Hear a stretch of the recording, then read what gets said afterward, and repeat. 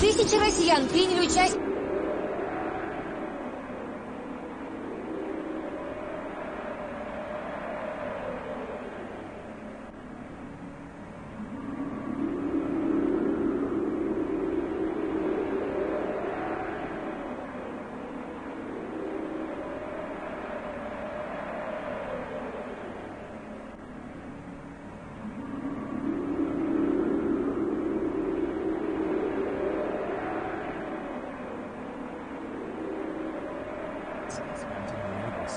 For the amazing price of free, I'm going to give you 6 in-depth tips to beat the best boss in Untitled Chapter, and at the end of the video, there will be 5 extra tips to either help you survive or beat Spamton faster.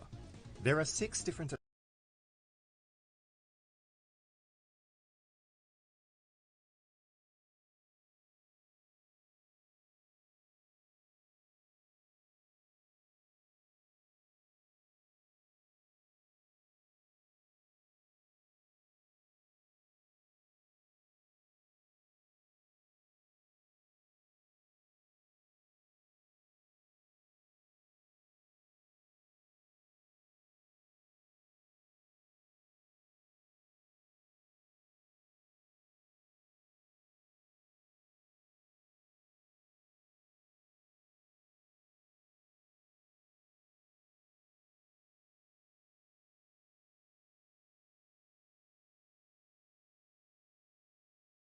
means you've taken the first step in finally beating the pesky Spamton Neo boss fight. For the amazing price of free, I'm going to give you 6 in-depth tips to beat the best boss in Deltarune to date. And at the end of the video, there will be 5 extra tips to either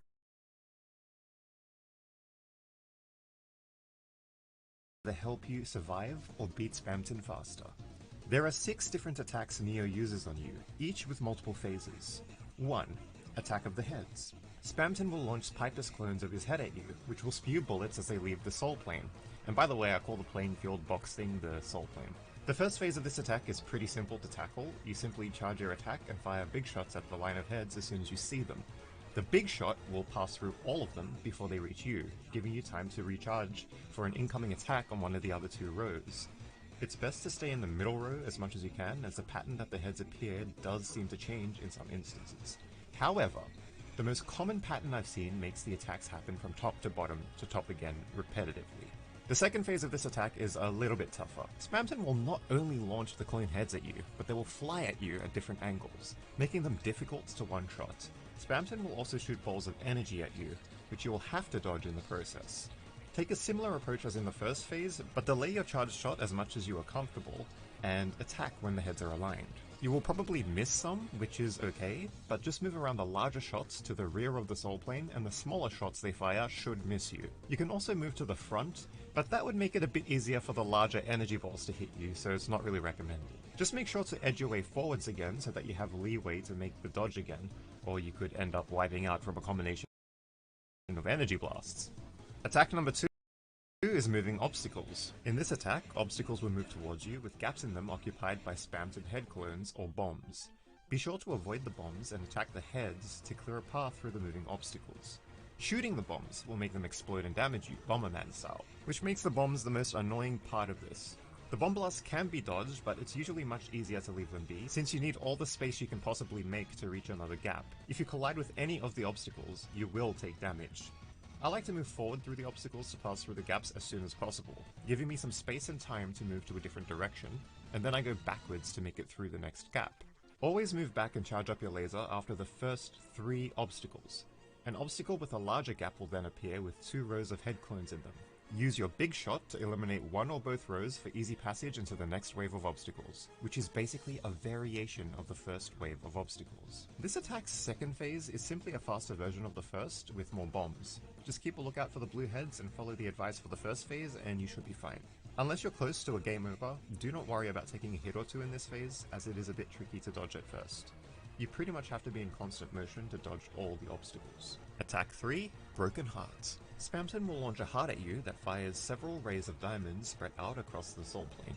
The first phase is pretty simple to dodge, you just need to keep an eye out for the large gaps in the attack and maintain a position in that gap, letting the attack pass you by while you shoot at the heart. If you're having trouble hitting the heart, your best bet is to stay around the center of the Soul Plane and fire big shots when the heart retracts or moves straight across rather than up or down. The second phase of this attack is more of the same, but the heart bounces out and launches more diamonds and at a faster rate. Take your time and look out for the large gaps that form between the attacks, then move into those gaps to dodge them. This attack also has a distinguishable third phase, where extra smaller hearts attack with the large one. The advice is exactly the same as the previous phases, it's just a bit more difficult since the smaller hearts launch diamonds between the gaps in the larger hearts' attacks, so your window of opportunity to dodge will be slightly smaller.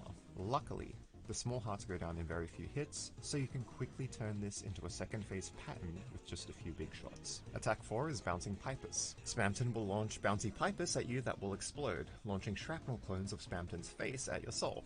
Lovely, isn't it? The shrapnel is pretty much impossible to dodge, so it's very important to destroy the Pipus before they reach the Soul Plane. At the same time, the longer you wait to destroy the Pipus, the better.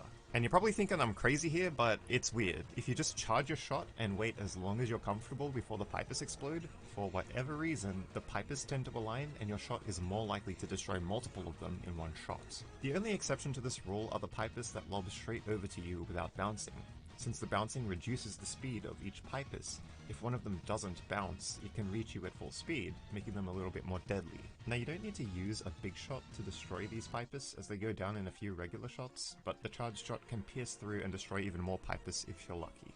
So really you only need to spam your regular shot when you're in a pinch. Attack number 5 is Spider Phone. This attack is probably the hardest and most annoying to dodge properly. Spamton takes a spider-like form with damaging telephones on the ends of its limbs. Spamton will use this form to launch balls and waves of energy at you while creeping closer and closer. It's important that you use either of your shots to attack Spamton's face, which causes the face to move backwards, allowing you more reaction time to avoid the waves of energy that get shot at you. Pay close attention to the balls of energy that Spamton shoots. These will indicate where the waves of energy will spawn at you. Since they move in a straight line, you just need to move up or down to avoid the waves. The second phase of this attack is much more annoying. Spamton takes on the same form as before, but now shoots energy balls at your soul while waves of energy shoot from the moving telephones. I usually get through this attack by moving up and down in sync with Spamton's head while keeping an eye out for the waves of energy and dodging those. As long as you keep moving vertically in sync with Spamton's head, you have no fear of getting hit by the energy balls. Just remember to keep shooting at Spamton's head to reduce the rate at which the attacks will reach you. Spamton's sixth attack is Moai Attack. The Moai Attack consists of Spamton transforming into a giant face that launches attacks from its eyes, nose, and mouth. The eyes will shoot straight lasers at you, the nose will shoot 2 rows of triangles at you, and the mouth will shoot bubble-shaped attacks at you. The aim is to destroy the mouth before anything else with your charge shot, then the nose, then the eyes, but you can do it in any order that you like. The first attacks will only come from the eyes and the mouth, after which the nose joins in. My favorite strategy is to move my soul as close to the mouth as possible, and tap back as the mouth and eyes attack. Then I position my soul around the center and dodge the next attacks in an upward direction. All of this while shooting big shots at Spamton's face.